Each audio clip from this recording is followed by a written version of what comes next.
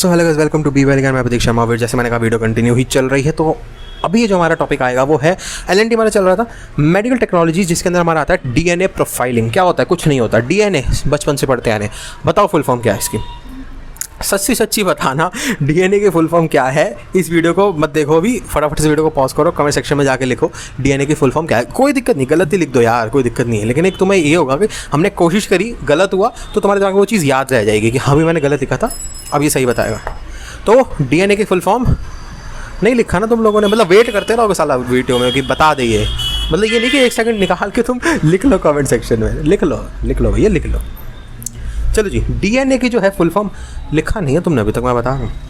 Deoxyribo nucleic acid, तो also known as DNA fingerprinting, is the process of determining an individual DNA characteristics which are as unique as fingerprint. ठीक है जी। Uses of DNA profiling क्या होता है? Deoxyribo nucleic acid याद रखना आप, मुझे पता कईयों ने अभी भी नहीं लिखा कमेंट सेक्शन में। It is very sensitive technique which only needs a few skin cells hair root और a tiny amount of blood और सलाइवा। तो डीएनए के लिए यार तुम लोगों को पता है बच्चा किसका है किसका नहीं है, सारे चलते रहते पिक्चरों में, तुमने खूब पिक्चरें देखी हैं।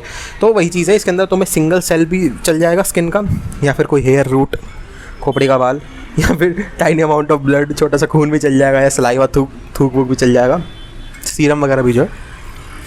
It is especially useful for solving crime, but also be used to confirm if people are related to each other, such as for paternity testing. ठीक है जी, वही किसका बच्चा है ये। So deoxyribonucleic acid, which is inside of every cell in your body. DNA जो है cell के अंदर पाया जाता है। यूजेस की अगर हम बात करें तो physically connect a piece of evidence to a person और rule out someone's as a suspect. तो वही एविडेंस के अंदर यूज़ होता है। Show who is your parent, sibling and other relative में भी, बच्चा देखने के लिए, या तुम्हारा बाप कौन है, तुम्हारी माँ कौन है, तुम्हारा भाई कौन, बहन कौन, वो सब। Identity, a dead body that too old और डैमेज टू बी रिकॉग्नाइजेबल, तो बॉडी में भी यूज़ होता है। Admissibility of DNA evidence in Indian context according to CrPC. अभी हमें इंडियन कॉन्टेक्स्ट में, तो हमारे इंडियन लॉज हैं उसके अंदर क्या डीएनए की एडमिसिबिलिटी, क्या कौन सा हमारा एक्ट जो है इसके ऊपर डील करेगा, वो देख लेते हैं। सीआरपीसी 1973 के according section 53 of CrPC lays down that a police officer may request a registered medical practitioner to subject an arrested person to a medical examination. तो उसके अंदर डीएनए की बात भी हो सकती है। According to Indian Evidence Act 1872, Section 45 provides for expert evidence। ये हमने पीछे पढ़ा हुआ है बहुत लंबा, उसको भी देख सकते हो। एक्सपर्ट एविडेंस की बात करी गई है, उसके अंदर हैंड राइटिंग, फिंगरप्रिंट, इंप्रेशन, सारी चीज़ें आती हैं। तो डीएनए की हमारी काफ़ी बातें हो चुकी हैं। अब हमारी चर्चा जारी रखेगी ब्रेन मैपिंग पर। ब्रेन मैपिंग में क्या होता है? ब्रेन मैपिंग टेस्ट जो है, it is a test to reveal guilty knowledge. ये एक इस तरीके का टेस्ट है जिसके अंदर तुम्हारी गिल्टी नॉलेज जो है पकड़ में आ जाएगी, मेंसरिया। ठीक है जी, मतलब तुम क्या गलत सोच रहे हो। So it is to interpret the behaviour of the suspect and corroborate the investigating offences observation and the suspect statement. तो उससे कुछ पूछा जाएगा, फिर उसके बिहेवियर को देखा जाएगा। मतलब बेसिकली इसके अंदर तारे वारे लगा देते हैं ब्रेन में, जिसको हम ईईजी कहते हैं। अभी बताते हैं क्या है वो। Process during the test. During the test, the accused is first interrogated to find out whether he she concealing an information। पहले तो इंटरोगेशन ही चलेगी। हाँ भाई, अलग अलग तरीक़ों से सवाल, एक ही सवाल को बार बार पूछा जाता है कि हाँ भाई कि कुछ बोल ही दे, तो उससे एक आइडिया लगाते हैं कि कुछ छुपाना चाह रहे नहीं छुपाना चाह रहे, उन्हें डाउट होता है कि हाँ भाई ये कुछ तो गड़बड़ है दया। तो then the person is made to sit before a computer monitor, then he she is shown certain images or made to hear a certain sound। ठीक है जी। So the sensors monitor electrical activity in the brain and register P300 waves which are generated only if the subject has connection with the stimulus. मतलब कि picture sound, कुछ भी इसका stimulus होता है, दिमाग में सोचता है, तो उससे P300 वेव्स को जो है वो कैच करते हैं ब्रेन मैपिंग टेस्ट के अंदर। So what techniques does the laboratory use on the suspect? तो मैंने कहा ना, तारे लगा देते हैं, उसे हम ईईजी कहते हैं। So they use an equipment called the neuroscan and obtain an EEG, मतलब कि इलेक्ट्रोएन्सेफेलोग्राम। कई लोग कह रहे होंगे क्या पढ़ाने में लग रहा है मैं क्या करूँ यार, सब्जेक्ट में है। हाउ एक्यूरेट, कितना एक्यूरेट है? 99.99%। पॉइंट मान दो हर जगह पर रहता ही है।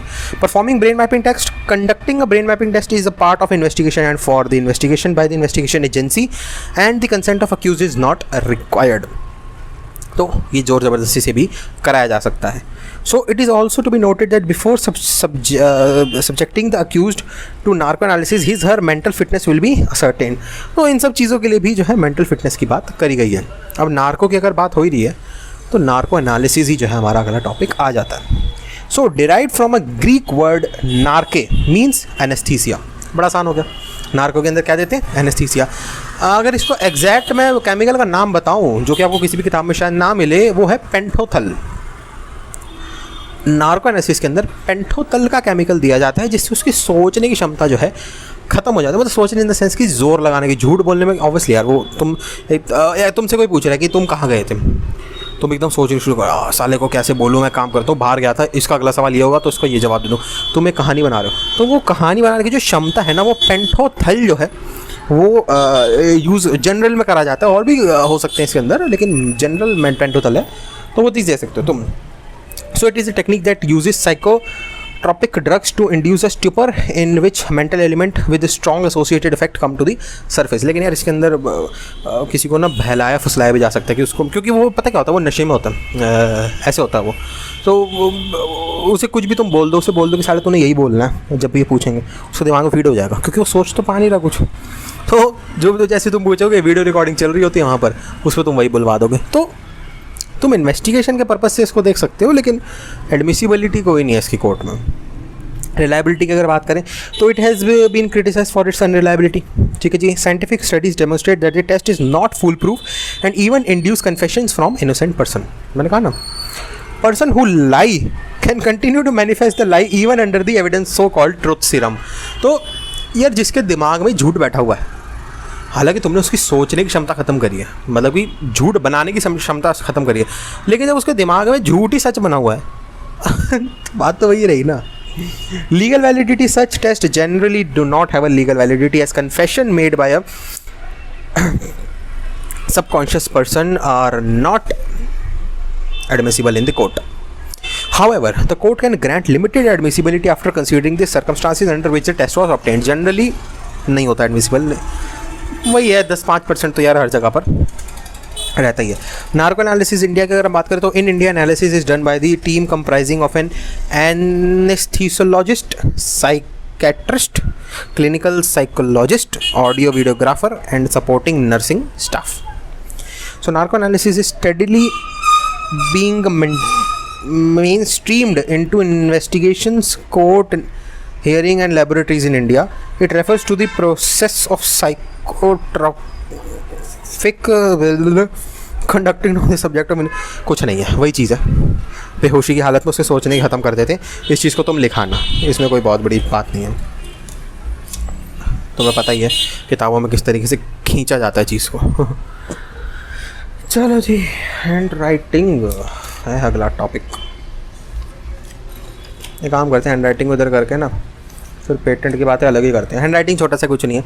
प्रोसेस हैंड राइटिंग यार सेक्शन 45 याद है एविडेंस का, वही चीज़. Process it involves comprehensive comparative analysis between the question document and the known handwriting of the suspected writer, habit, characteristic, etc. Analysis कैसे होती है? First step is to analyse the known writing sample. पहले तो samples को देख लो दोनों को. The examiner looks for the unique qualities such as letter and word spacing, letter size, usual formation of letter. किस तरीके से लिखने का तरीका है, किसी का टी लिखने का इस तरीका तरीका, किसी का टी ऐसे लिखता, कोई ए ऐसे लिखता, वो देखना तुमने. Comparison, examiner consider spelling of grammar, punctuation etcetera, वो चीज़ें भी मैटर करती हैं. तो हैंड राइटिंग ज़्यादा कुछ नहीं था. तो यहीं पर जो इस वीडियो को मैं रोकता हूँ इन टॉपिक्स को, और आगे के टॉपिक जो है फटाफट से अगले कंटिन्यूशन में चल रहे हैं. ठीक है जी. वीडियो अच्छी लगी लाइक कर दीजिएगा, वीडियो अच्छी नहीं लगी डिसलाइक कर दीजिएगा, रीज़न दे दीजिएगा क्यों आपको वीडियो अच्छी नहीं लगी. या कमेंट सेक्शन वीडियो में आप लोग लिख दिया हुआ कोई क्वेश्चन, सजेशन, क्वेरी, डाउट है, बेधड़क वहाँ पर कमेंट करिए. मैं पूरी कोशिश करूँगा आपको रिप्लाई करने की. डिस्क्रिप्शन खोल के देख लिया करो, वहाँ पर सारे इंपॉर्टेंट लिंक्स आपको मिल जाएंगे. सब्सक्राइब नहीं करा हुआ है कर लो, बहुत इंपॉर्टेंट चीज़ों को तो मिस कर दोगे. और सब्सक्राइब करने के बाद एक बेल आइकन होगा, उसको क्लिक करके ऑल पे कर देना ताकि सारी नोटिफिकेशन आपसे पहुँच जाए जैसे ही मैं कोई वीडियो अपलोड करता हूँ वैसे ही. चलो जी, thanks for B bell icon. Pratiksha मैं signing out. Bye, take care. Corona से बच के, पिछली वीडियो में शायद भूल गया था, एक और बार कोरोना से बच के, क्योंकि कोरोना भी नहीं गया, वैक्सीन आ गई है, लेकिन कोरोना बिल्कुल ज़ीरो हो जाना चाहिए. चलो जी, वीडियो कंटिन्यू ही है.